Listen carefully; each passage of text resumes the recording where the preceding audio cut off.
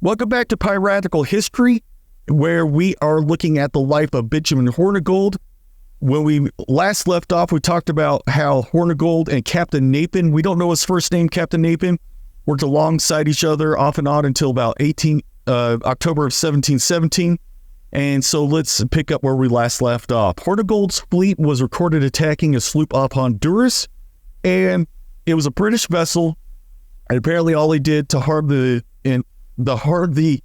passengers of this British ship off of Honduras was take their hats. Why would they take their hats?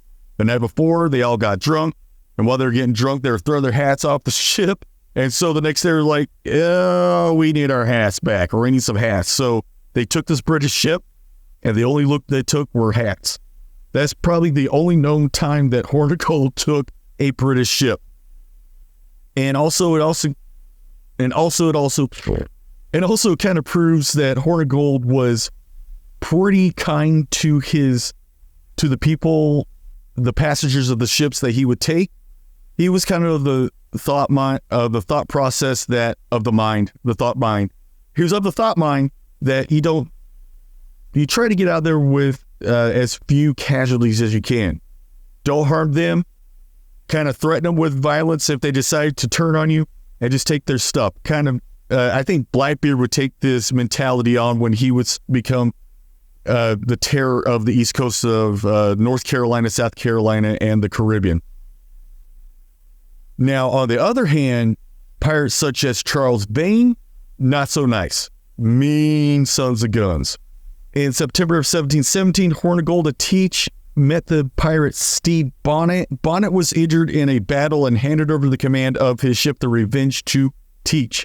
December of 1717, Benjamin Hornigold caught word that the King of England was offering pardons, and he led 2 boats toward Jamaica.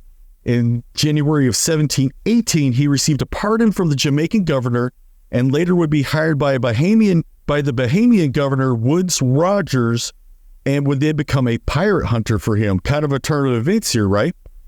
In December of 1718, the King's Pardon of 1718 reached the West Indies, and a lot of pirates took advantage of this, giving them a clean slate and offered them large sums of money for capturing pirates who sinned against the crown.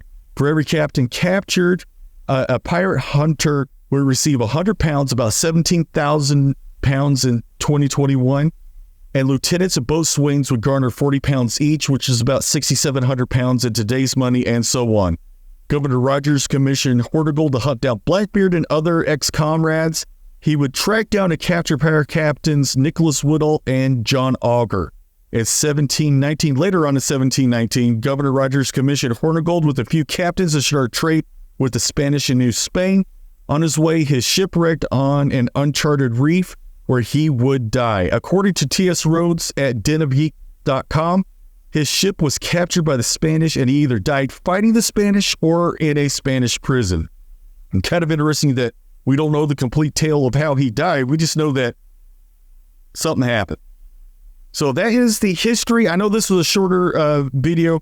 I didn't want to go super long because of the time limits of TikTok. So that is the history of Benjamin Hornigold, a.k.a. the grandpappy of all Caribbean pirates. Well, golden age of Caribbean pirates. Let's just go with that. Until next time, yo ho me artisans, fair seas to ye all.